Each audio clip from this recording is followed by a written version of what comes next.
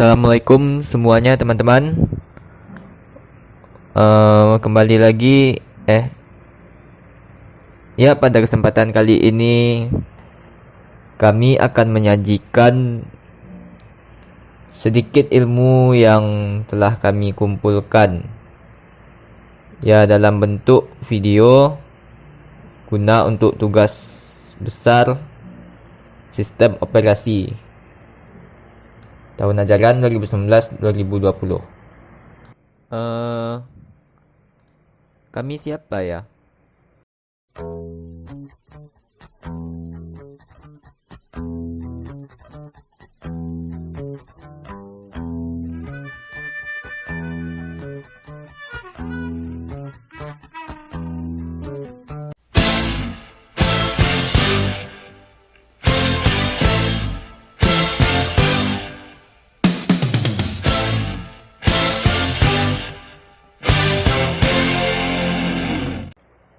Ya, hanya segitu kenalannya.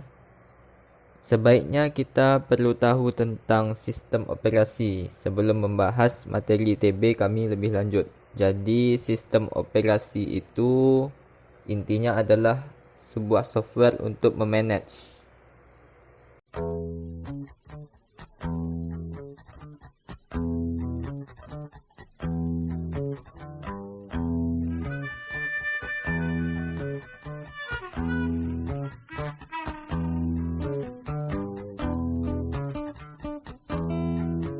Manage.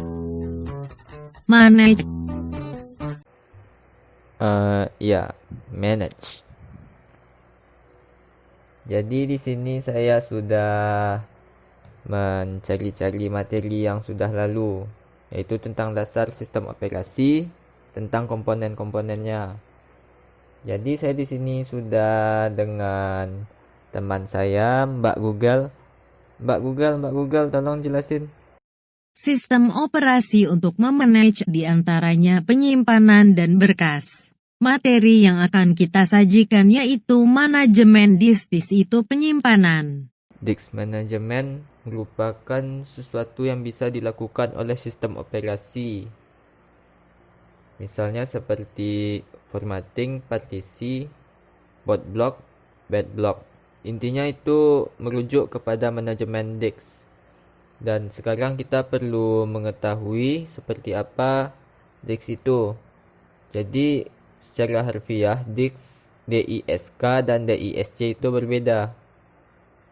DISK itu sebagaimana yang pernah kita lihat, salah satunya yaitu hard disk. Jadi kalau kita melihat strukturnya, gambarnya seperti ini.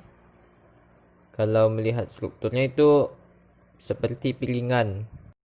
Disk memiliki struktur yaitu sisinya terdiri atas alur melingkar. Alur melingkar ini disebut dengan track.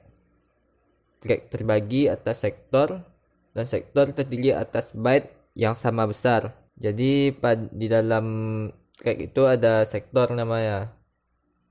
Memang tidak bisa kita lihat secara kasat mata, tetapi memang seperti itulah teorinya.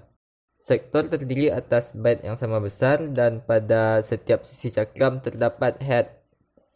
Jadi anggaplah di dalam sini ini ada dua cakram.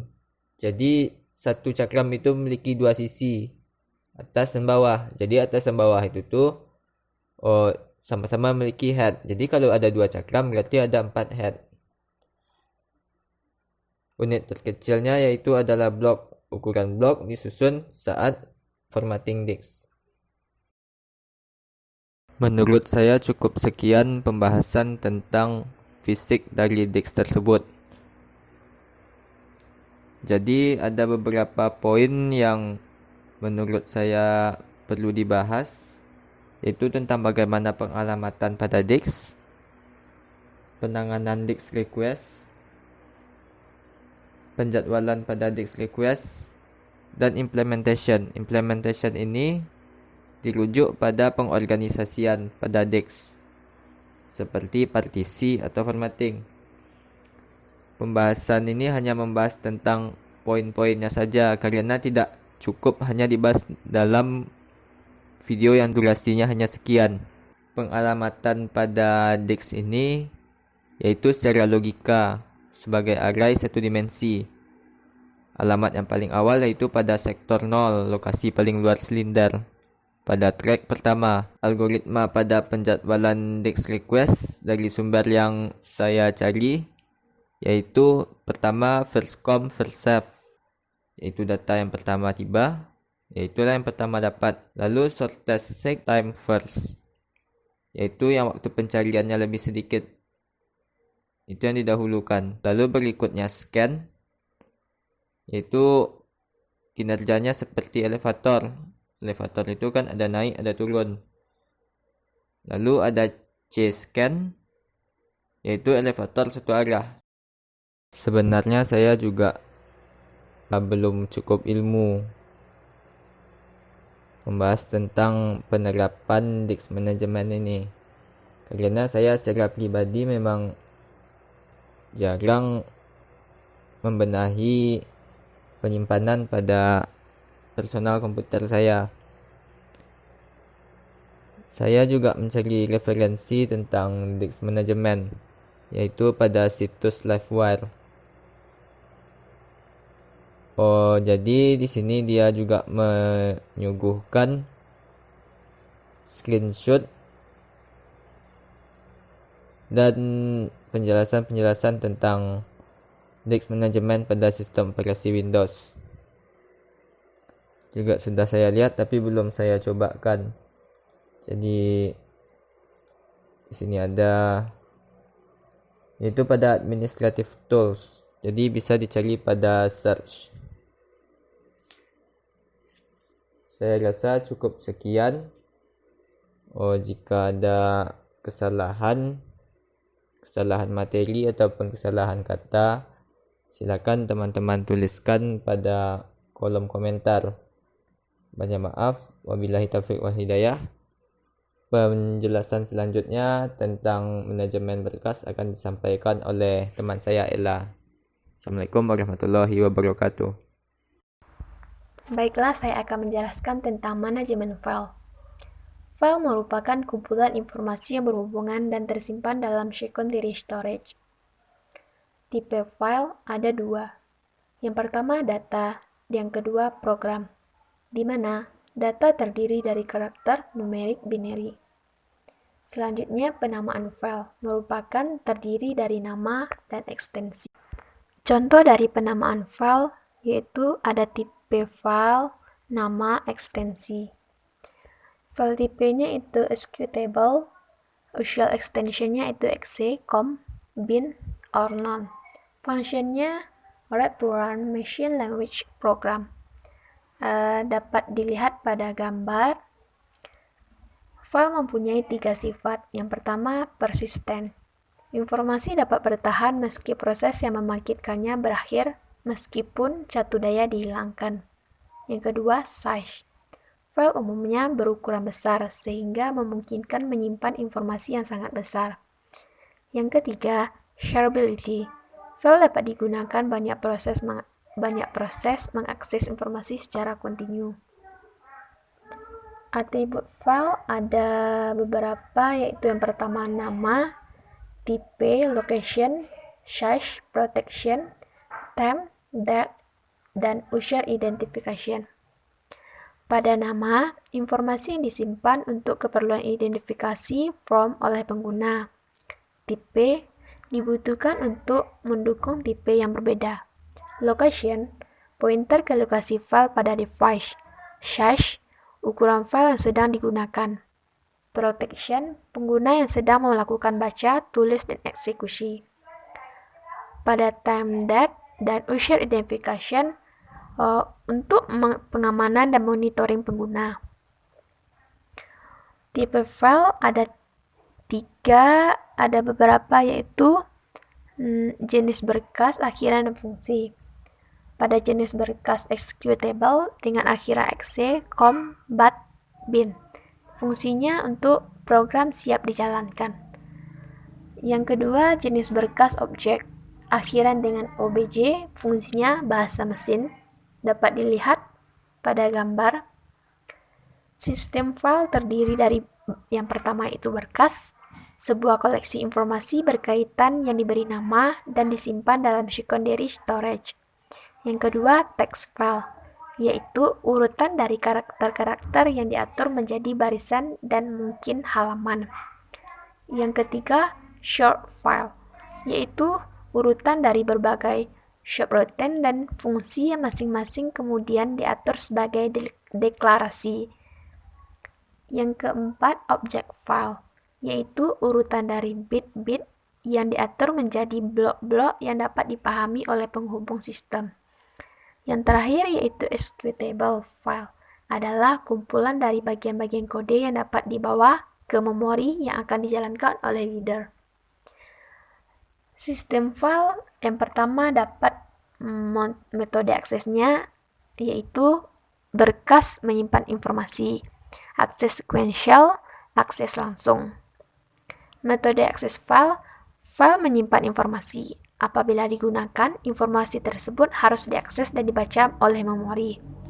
Terdapat beberapa cara untuk mengakses informasi pada file. Yang pertama, sequential access, direct access, dan other access metode. Pada sequential access, akses dilakukan dengan satu arah pembacaan atau penulisan dari awal hingga akhir. Jika ingin mundur, maka perlu dilakukan rewind. Yang kedua, direct access atau random access. Akses dilakukan bisa pada posisi mana saja di dalam file. Yang ketiga, metode lain, abstraksi lebih tinggi dari direksi akses, index file, dan relative file. Pada index file dan relative file, terdapat tabel informasi indeks, yaitu record dan pointer ke file direct access. Contoh akses sequential dapat dilihat pada gambar. Di sini ada beginning, rewind, read or write, core portion, dan end. Contoh index dan relative file. Ada last name, number. Di sini last name-nya itu Adam, Arthur, Asher. Relative file-nya itu Smith, John, Social Security, and egg. Assalamualaikum warahmatullahi wabarakatuh. Saya Muhammad Farhan dengan BP 181151-2007. Di sini saya akan menjelaskan apa itu virtual machine. Virtual machine adalah sebuah program yang dapat menjalankan lebih dari satu OS secara bersamaan di dalam sebuah PC atau server. Virtual machine ini juga dapat menyimpan sekaligus menjalankan beberapa aplikasi, termaksud aplikasi yang hanya bisa dijalankan dengan OS tertentu dalam satu platform saja. Jadi, OS original yang ada pada PC dapat mensupport beberapa virtual machine sekaligus.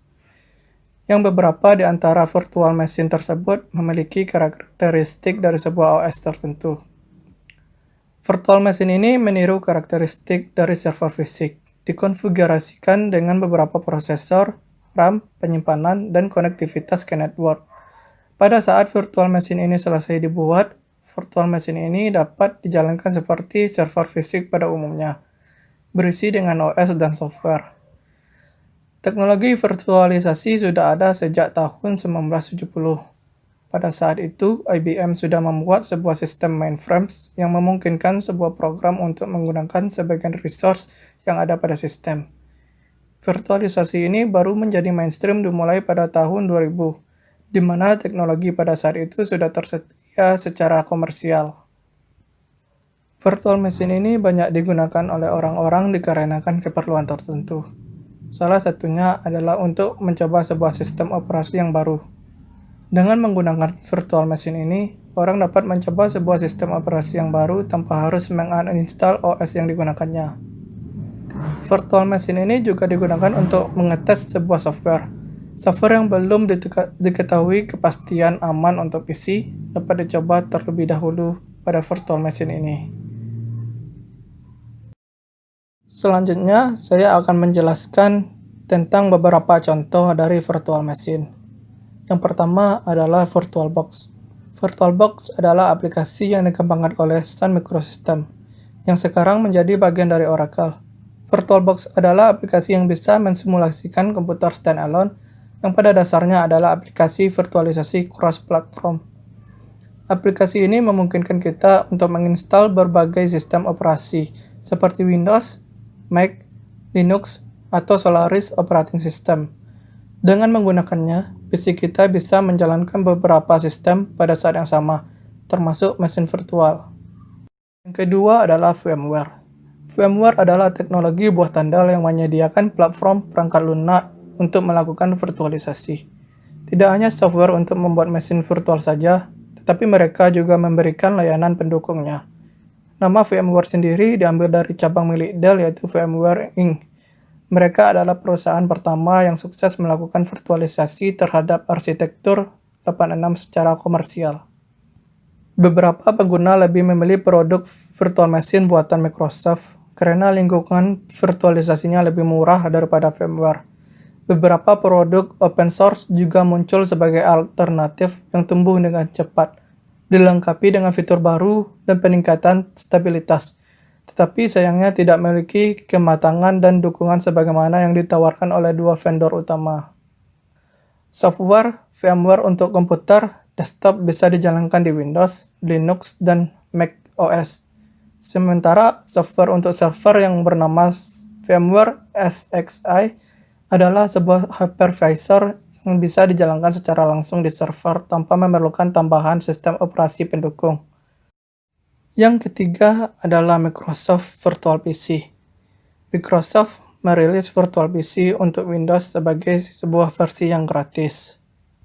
Virtual PC dapat melakukan emulasi terhadap sebuah PC standar dan semua perangkat yang dibutuhkannya agar dapat berjalan.